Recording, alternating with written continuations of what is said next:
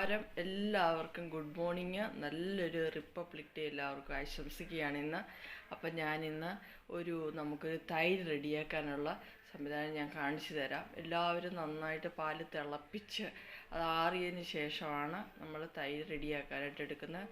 ഞാനിന്ന് വളരെ സിമ്പിളായിട്ട് പച്ച പാല് തന്നെ നേരിട്ട് തന്നെ ഒഴിച്ച് നമുക്കതൊന്ന് റെഡിയാക്കി നോക്കാം. എങ്ങനെയാണെന്ന് ഞാൻ കാണിക്കാം. അപ്പോൾ ഗേസ്, ഞാനിതാ ഒരു കുപ്പിയിലേക്ക്, ഒരു ചില്ല് കുപ്പിയാണെങ്കിൽ ഏറ്റവും സൂപ്പറായിരിക്കും. എൻ്റെ കയ്യിൽ ചില്ല് കുപ്പി ഇല്ല, അതുകൊണ്ട് ഞാൻ ഈ കുപ്പിയിലെടുത്തത്. അപ്പം ഇതിലേക്ക് നമ്മളിതാ ഇത്രയും പാല് നന്നായിട്ട് പച്ച പാലാണ് ഡയറക്റ്റായിട്ട് നമ്മൾ ഒഴിക്കുകയാണ്. അതിന് ശേഷം നമുക്കതിലേക്ക് കുറച്ച് തൈര്, തലേ ദിവസം നമ്മൾ എടുത്ത് വെച്ച് തൈര് കാണുമല്ലോ, അതൊരു 3-4 സ്പൂൺ തൈര് നമുക്ക് ഒഴിക്കാം.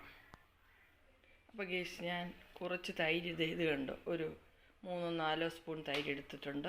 ആ തൈര് നമുക്ക് ഇതിനകത്തോട്ട് ചേർക്കാം.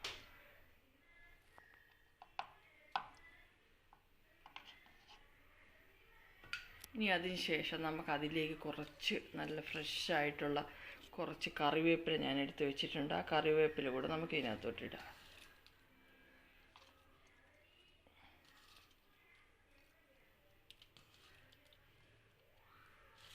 അപ്പോൾ നമ്മൾ കറിവേപ്പിലയും കൂടി ഇട്ടിട്ടുണ്ട്.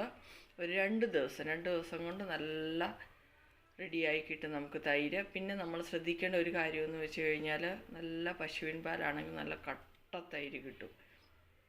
പിന്നെ നമ്മൾ ഈ കവർ പാലൊക്കെ കടയിൽ നിന്നൊക്കെ വാങ്ങിക്കുന്നതായതുകൊണ്ട് അത് നമുക്ക് കുറച്ചുകൂടെ ഒന്നൊരു എഫക്റ്റ് കുറവ് കിട്ടും. കാരണം കുറച്ച് വെള്ളം അവർ ചേർത്ത് മിക്സ് ചെയ്തൊക്കെ തരുന്നത് കൊണ്ട് നമുക്ക് അതിൻ്റേതായ ഒരു ഫലം ശരിയായിട്ട് കിട്ടണമെന്നില്ല. നല്ല പശുവിൻ പാലാണ് എന്നുണ്ടെങ്കിൽ നല്ല കട്ടത്തൈര് സൂപ്പറായിട്ട് കിട്ടും. 2 ദിവസത്തേക്ക് വെച്ചാൽ മതി. 2 ദിവസം കഴിഞ്ഞിട്ട് ഗേസ് നിങ്ങളെ ഞാനിതെടുത്ത് കാണിച്ചു തരാം കേട്ടോ. ശരി, ഓക്കെ. നിങ്ങളും ഇതൊന്ന് ട്രൈ ചെയ്ത് നോക്കുക ഗേസ്. എല്ലാവർക്കും നന്ദി. Okay, by.